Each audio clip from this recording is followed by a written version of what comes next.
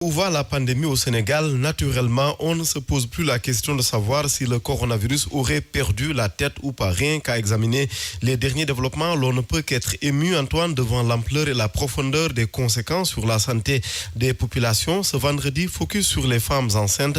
Elles sont en danger, alerte à enquête et pour cause. 4 d'entre elles ont rendu l'âme, sans compter ces cas pulmonaires graves enregistrés à l'hôpital Youssou Mbargane de Rufisque. Les Échos ajoutent à ce tableau déjà très sombre pour nos braves dames. 19 autres femmes en état de grossesse avancée et 2 allaitantes contaminées par la COVID-19. On parlait d'état de grossesse avancée.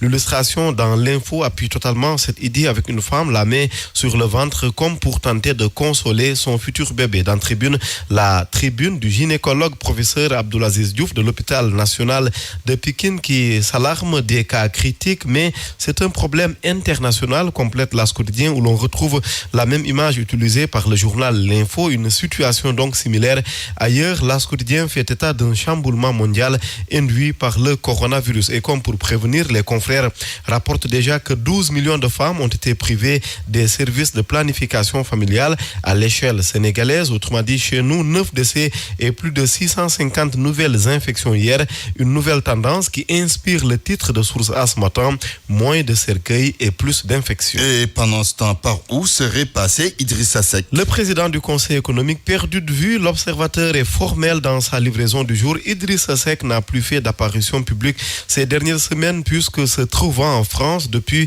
le mois de juin dernier. Sur les traces floues de Idi, le titre du quotidien généraliste de Futur Média annonce déjà la couleur floue parce qu'à lire le confrère Fallou Faye, il se pourrait que soit l'état de santé de l'ancien premier ministre du Sénégal qui serait en jeu. Sûrement, de là-bas, le théoricien du Mbourou Akso hume l'ère politique nationale avec les perspectives des élections locales de janvier. En vue de ce rendez-vous, Ousmane Sonko continue de mobiliser 13 partis et mouvements dont le Rassemblement national démocratique amené par Diallo Diop et Yonou Askan, lui, dirigé par Madiaye Mbodj, informe Alerte quotidienne des alliances donc acquises. Et si le leader de PASTEF arrivait à décrocher Taxawu Ndakaru, le mandat pose la question avec pour illustration l'ancien inspecteur des impôts aux côtés du socialiste Barthélémy Dias sur les supposés micmacs autour des inscriptions sur les listes électorales. La sortie du maire de Mermoz Sacré-Cœur dans Sud Quotidien, pendant que dans les pages de l'I Quotidien et d'El Quotidien, Ousmane Sonko fustige des cas de fraude. Le pouvoir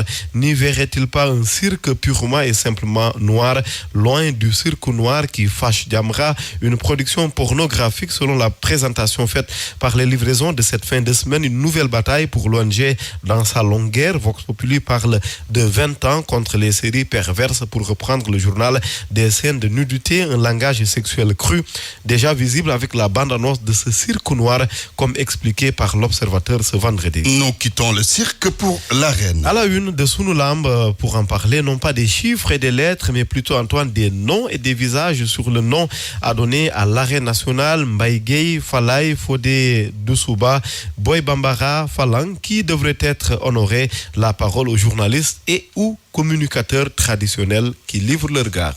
Merci Ousmane Gueye pour cette revue de presse. C'est la fin de cette édition. Je vous rappelle les titres. Le coronavirus et les femmes enceintes, 4 sont décédés.